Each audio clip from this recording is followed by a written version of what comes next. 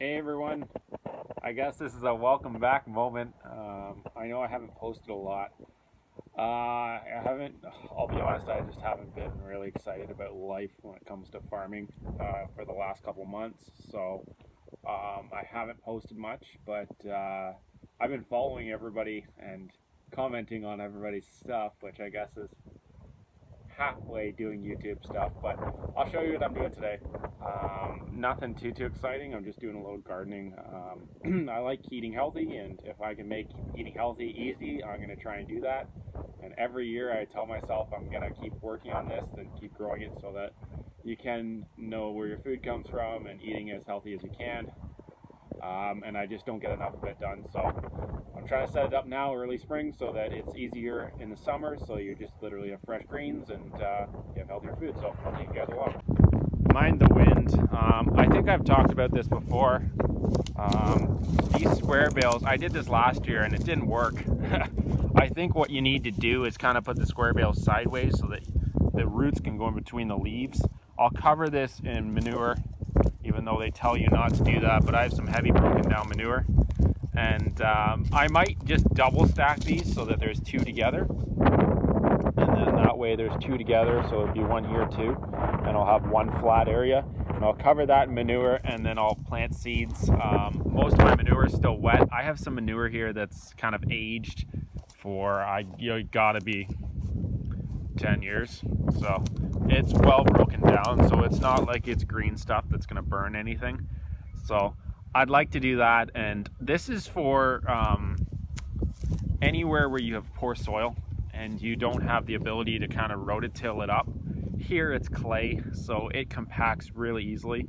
So anything root growing or anything with a heavy root system, or anything where you're trying to grow a bulb like an onion or a carrot, you find that you don't really get any type of growth and you get stubs here because of the clay. So this is an option I found on the internet to try and kind of combat that. And I'm hoping I can do onions in one, and then maybe cabbage or something like that in another. And then I would say something like so onions, carrots, cabbage, and maybe beets. And yeah, I'm hoping that that'll kind of work, and it'll allow me the beets and everything else to grow in them and get working well. I am on a little project. I guess I should film this. When you're doing this all the time and you normally film it every day, you kind of get used to filming. But when you stop doing it for a little while, you forget to film. So I've been clearing these trees out, and the reason is I'm running an electric fence around this farm. Grandparents before me loved lilacs, so they're everywhere, but they're a real bugger to clean up and make it so that the branches aren't everywhere. So I want to run a line, if you can picture, about halfway, something like here. So it's halfway across, all the way around the farm. I'm trying to keep the cattle in.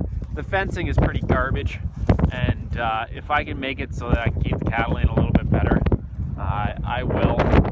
But here, I'll try to talk to them. We've had issues in the past, and I'm in the process of trying to expand my herd / work into steers and sheep.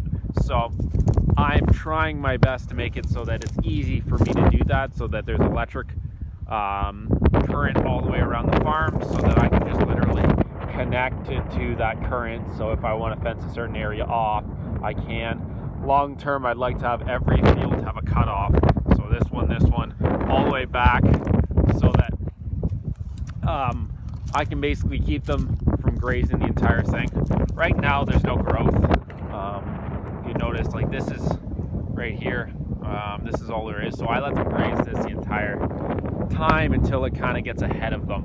In which case, I want to have it so that they get some length in there before they're really mowing it down.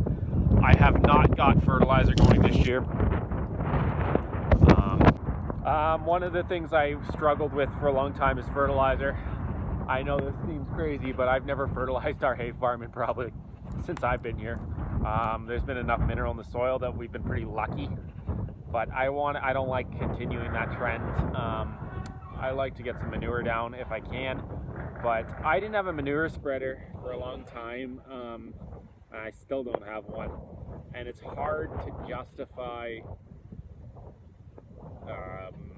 buying it and killing my cash flow. If I can either finance it over a couple years with the same rate as my depreciation, or better yet, I can rent it. I've now found a rental place. I haven't looked at the spreader, but I've found rental places around me that I can actually rent from. For a long time, it was difficult to find that because everybody wanted to rent you really large equipment.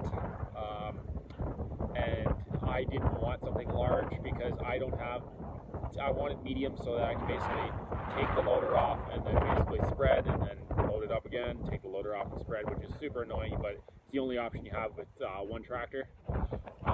And yeah, that's what's going on.